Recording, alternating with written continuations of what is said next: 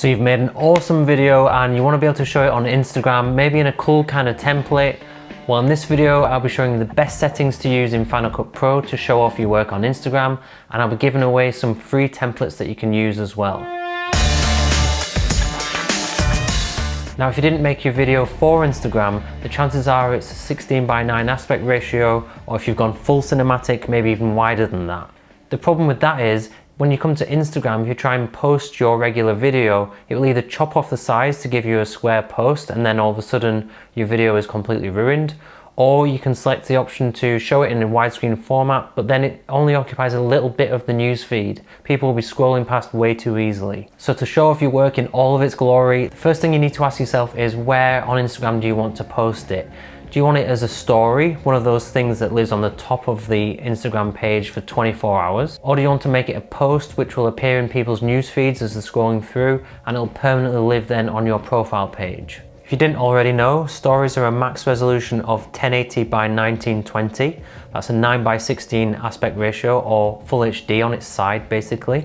And they're a maximum of 15 seconds long. Main posts can be up to 1 minute long and are more commonly in long post or square format. Obviously the longer post form will give you the most visibility on Instagram, as people have to literally scroll further to get past it. So why not take advantage of that and make sure your followers have no escape from your work? Look at my kids!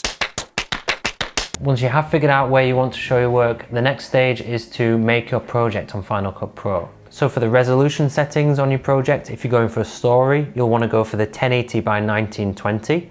If you're going for a long post, you go 1080 by 1350. And if you just want a square post, then it's just 1080 by 1080. Now when it comes to the frame rate, Instagram recommend uploading in 30 frames a second, but honestly, I've uploaded video in 25 frames a second. In fact, that's the only frame rate that I use, and I've never had an issue. With your project setup, you can just bring your video over and you can resize it as necessary, or for a really cool way to display your work, you could use a template like I'm giving away in this video, just to give it that little bit extra when you post into Instagram.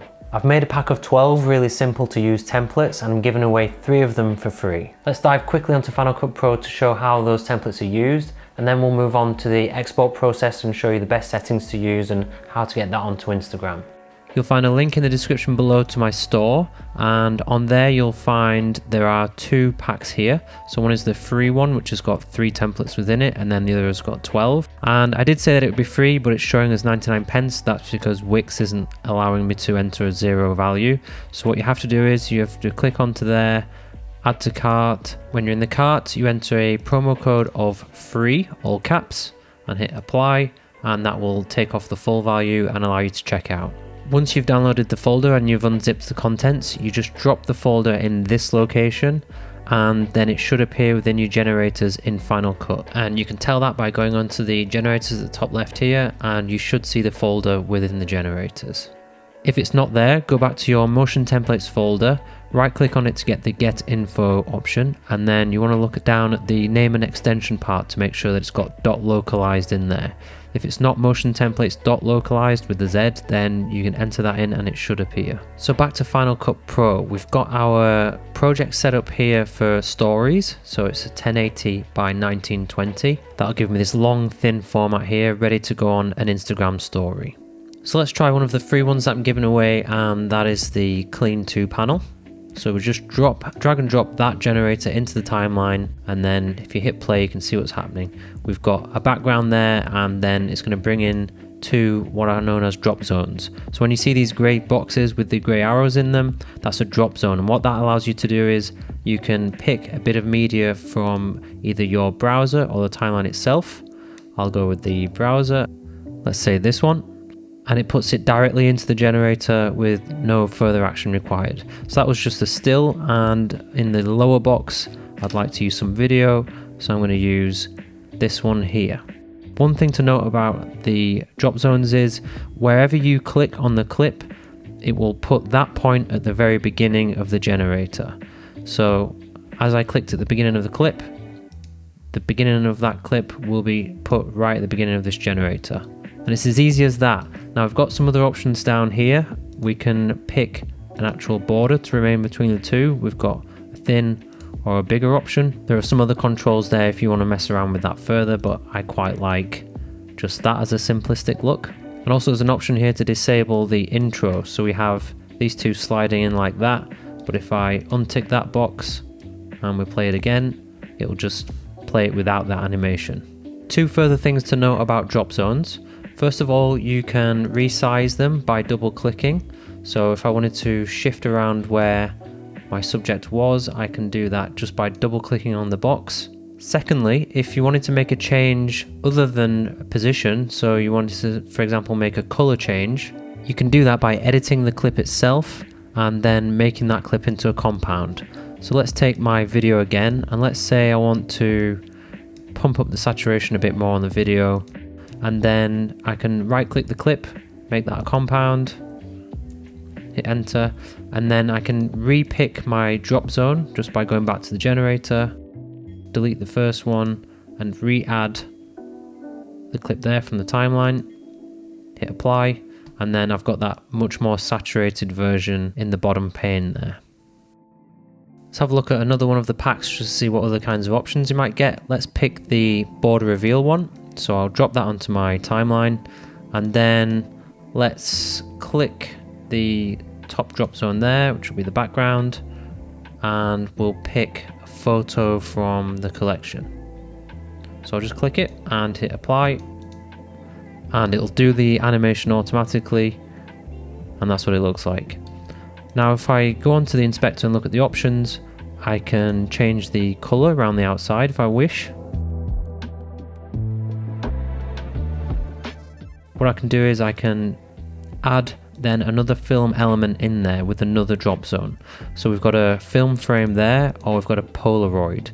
Let's go with the film frame, and then I can dictate what I do with this title here. We've got a rectangle at the moment with some text in it. I can change that to a standard title like that, or I can remove them entirely, and that would allow you to use your own titles on top if you wanted anything at all. Let's go with the rectangle title. I can move that if I want to adjust where the rectangle goes, and then the text itself, you can just click on that and you can change whatever title you want. And then you can play around with the size and you can move that wherever you want. All the standard text tools are there and open to you. Going back to the generator, now that I've introduced a film frame, which will be this drop box here because the controls below it relate to film frame, I can click that.